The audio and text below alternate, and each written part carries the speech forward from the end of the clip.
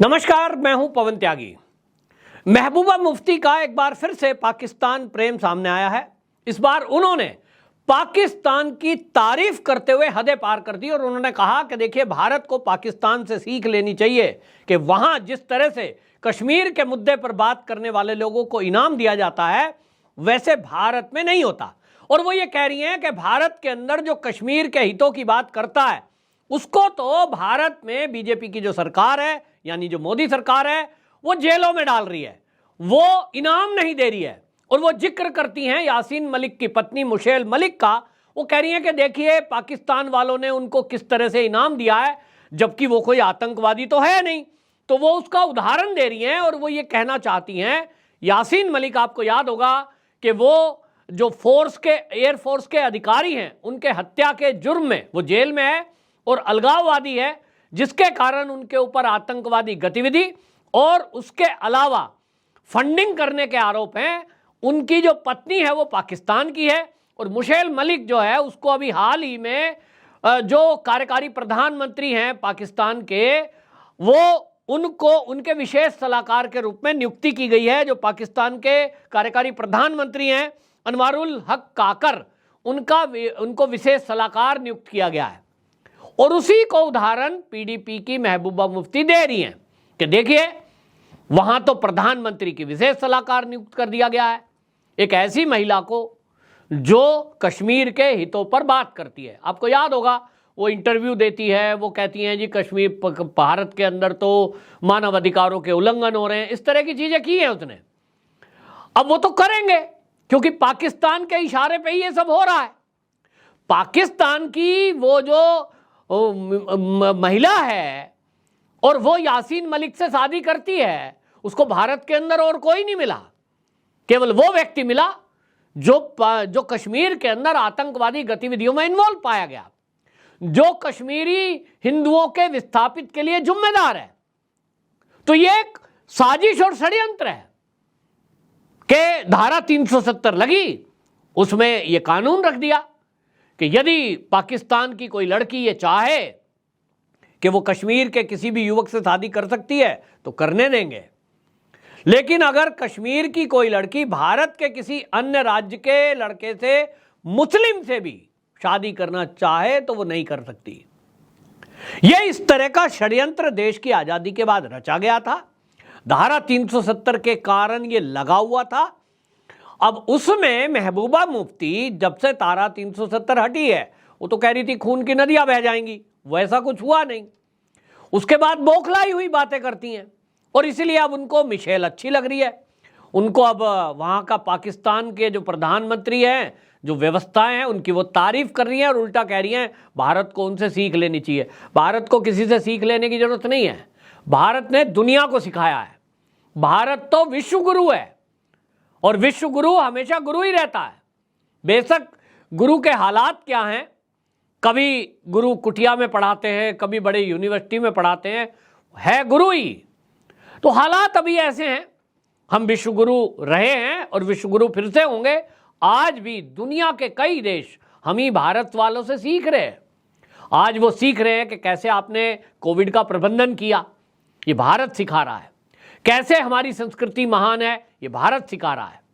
कौन सा भोजन शरीर के लिए उपयुक्त है, हम योगा सिखा रहे हैं पूरी दुनिया को।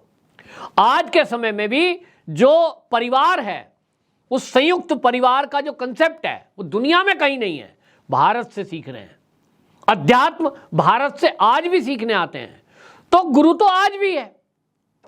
और आप पाकिस्तान के प्रेम में यह कहें कि भारत को पाकिस्तान से सीखना चाहिए, जहां केवल और केवल एक विशेष धर्म के कारण इस्लामिक राष्ट्र उसको घोषित कर दिया गया है, जहां दूसरे धर्मों के लोगों के लिए तो कोई जगह ही नहीं है। महबूबा मुफ्ती जी को पाकिस्तान इतना पसंद है और वो कह रही हैं भारत के अंदर तो, यहां अगर उत्तर प्रदेश का उदाहरण दे रही हैं कि अगर किसी एक मुस्लिम युवक ने हिंदू लड़की से शादी कर ली तो उसको पीट पीट कर मार डाला। भाई, ये तो भारत के नहीं, दुनिया के किस कोने में हिंसा नहीं हो रही है। लेकिन आप पाकिस्तान को यदि श्रेष्ठ बता रही हैं महबूबा जी, तो आपको समझ आना चाहिए कि आज पाकिस्तान की हालत क्या है। वहां रोटी के लिए झगड़े हो रहे हैं, वहां के लोग कंगाल हैं। दुनिया नहीं, पाकिस्तान के ही लोग कह रहे हैं कि आज पाकिस्तान की हालत यह है कि वहां आम जनता के पास कुछ भी नहीं है, वहां से विदेश भाग रहे हैं। वहां की महिलाएं भारत में आ रही हैं कि साहब रोटी दे दो, बस हमें यहां रख लो, क्योंकि वहां तो रोटी के भी लाले पड़े हैं। आपको पाकिस्तान अच्छा लग रहा है, वहां की व्यवस्थाएं अच्छी लग रही हैं, और यहां अगर कोई जो गुलाम नबी आज़ाद जिस तरह की बात उन्होंने पिछले दिनों की, कश्मीर को लेकर एक सच्चाई उन्होंने बयान की कि कश्मीर के अंदर तो जितने भी आज मुसलमान हैं वो आज से 600 साल पहले सब कश्मीरी पंडित थे, धर्मांतरित हो गए, धर्म परिवर्तन कर लिया, तो आज वो मुस्लिम हो गए और एक दूसरे के दुश्मन बने हुए हैं। उन्होंने ये जो बात बोली, ये तो जोड़ने वाली बात है कि भाई जो आज आरएसएस कह रहा है, और कहे ना कहे हम तो जानते हैं कि भाई ये जो यहां भारत में कन्वर्टेड लोग हैं, चाहे कोई क्रिश्चियन बन गया है, चाहे कोई मुसलमान बन गया है, चाहे किसी ने कोई और दूसरा धर्म अपना लिया है, अल्टीमेटली तो सब सनातनी थे। और सनातनी, अगर आपने पूजा पद्धति बदल ली है, उससे ये नहीं हो गया कि आपका कुछ डीएनए बदल गया है। यही बात आरएसएस के मोहन भागवत जी ने कुछ दिनों पहले कहा था कि हम सबका डीएनए एक है, यानी हमारे पूर्वज सब एक थे। तो गुलाम नबी आज़ाद जी ने अगर ये कहा कि 600 साल पहले कश्मीर में सब हिंदू थे, तो ये तो एकता के सूत्र में बयान जोड़ने वाली बात है। इससे लोग जुड़ते हैं कि भाई ये पंडित जो हैं हमारे ही भाई हैं, जिनको घर छोड़कर रातों रात भागना पड़ा, उनको वापस अपने घरों में आने के लिए हमको प्रयास करना चाहिए जैसे पहले रहते थे। लेकिन महबूबा मुफ्ती जी उन गुलाम नबी आज़ाद को कह रही हैं कि ये तो आरएसएस वाले हैं, ये तो आरएसएस की विचारधारा को आगे बढ़ा रहे हैं। मतलब अगर गुलाम नबी आज़ाद को आप ये कह रही हो कि ये आरएसएस की विचारधारा को बढ़ा रहे हैं, इससे बढ़िया तो बात ही नहीं हो सकती। आरएसएस की तो वाकई में ये विचारधारा है कि हम सभी एक भारत माता के सपूत हैं, भारत माता की बेटियां हैं। महबूबा मुफ्ती जी, आप भी एक ही मां की बेटी हैं जिनका नाम है भारत माता। तो भारत भूमि पर जितने लोग रहते हैं वो सब के सब जो यहां पैदा हुए हैं वो भारत माता के बच्चे हैं। अब इस कंसेप्ट में अगर आप कह रही हैं कि ये आरएसएस की विचारधारा है, बिल्कुल पक्का। आरएसएस तो हमेशा से कहती आई है नमस्ते सदा वत्सले मातृभूमि, मैं इस मातृभूमि को प्रणाम करता हूं, और आरएसएस की ये विचारधारा है। अब गुलाम नबी आज़ाद, उनको आज अगर समझ में आ रहा है, कांग्रेस में रहते समझ में नहीं आया था उनको भी, लेकिन आज अगर उन्हें समझ में आ रहा है कि हम सब एक ही हैं, एक ही भारत माता के बच्चे हैं, तो आप उनको आरएसएस की कहें। और महबूबा मुफ्ती जी ये कहती हैं कि देखो पाकिस्तान में तो ये हो रहा है कि वहाँ मुशैल को जो है उन्होंने मुशाल मलिक को प्रधानमंत्री का सलाहकार नियुक्त कर दिया है, और अपने यहाँ क्या उदाहरण दे रही हैं, कह रही हैं यहाँ तो जो बीजेपी में कैसे लोग हैं जो आतंकवादी के आरोपी हैं। भाई किसको कहती हैं? साध्वी प्रज्ञा को। महबूबा मुफ्ती जी को ये ध्यान में रखना चाहिए कि जब वो साध्वी प्रज्ञा पर बात कर रही हैं कि वो अलगाववादी बात करती हैं, वो मुसलमानों को मारने की बात करती हैं, ऐसा उन्होंने कभी नहीं कहा। आप गलत बयानी ना करें। और रही बात आतंकवादी की, तो साध्वी प्रज्ञा ठाकुर, वो देश की कोर्ट्स ने उनको बरी किया है, ना कि बीजेपी सरकार ने।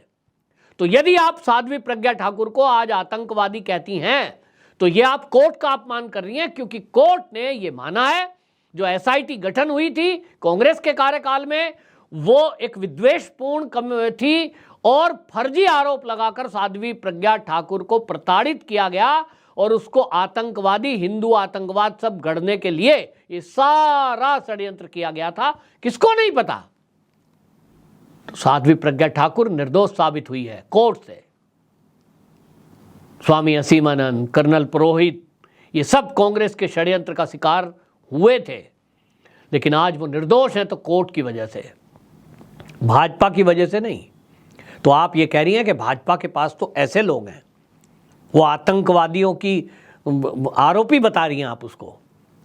तो महबूबा जी, यासीन मलिक आपको कभी आतंकवादी नहीं लगा।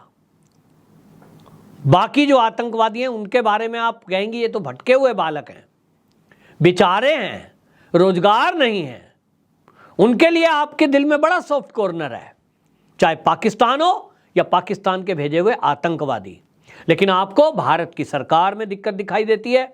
भारत की सरकार के जो फैसले हैं, चाहे वो धारा 370 हटाने को लेकर हो या बाकी और चीज़ों को लेकर हो, आपको हर चीज़ से दिक्कत है जो भारत की सरकार करती है। क्योंकि आपको जो मुझे लग रहा है कि भारत के संविधान, भारत के कानून, इसमें भी विश्वास नहीं है।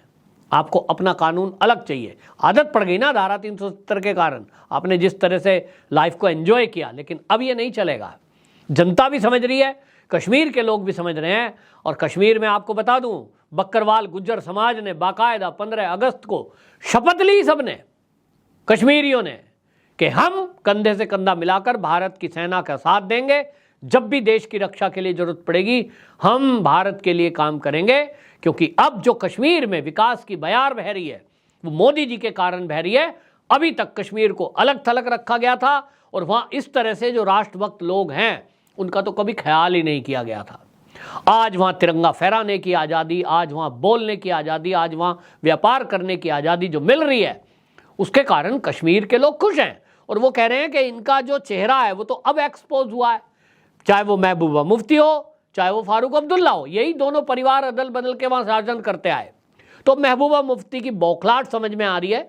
अब इनको पाकिस्तान अच्छा लग रहा है। मुझे लग रहा है, अब लोग कह रहे हैं, मैं तो नहीं कह रहा हूं, कि महबूबा मुफ्ती अब जो 2024 का चुनाव आने वाला है लोकसभा का, और ये इंतजार में है कि कश्मीर का चुनाव हो जाए तो ये शायद विधायक बन जाएं, तो यहाँ टिकी रहें ताकि भारत की सुविधाएं लेती रहें।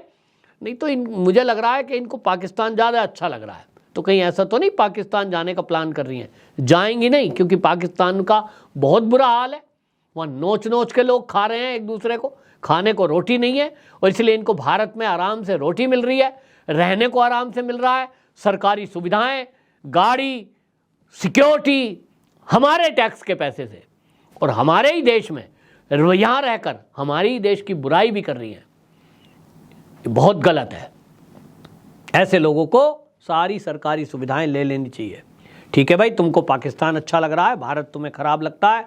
हम भारत के लोग जो टैक्स का पैसा देते हैं, आपको उसमें से 1 रुपए की सुविधा नहीं मिलेगी। केवल मोदी सरकार ने इनका घर खाली कराया, आवास। अभी इनसे क्या करना चाहिए? सिक्योरिटी भी वापस ले लो सारी।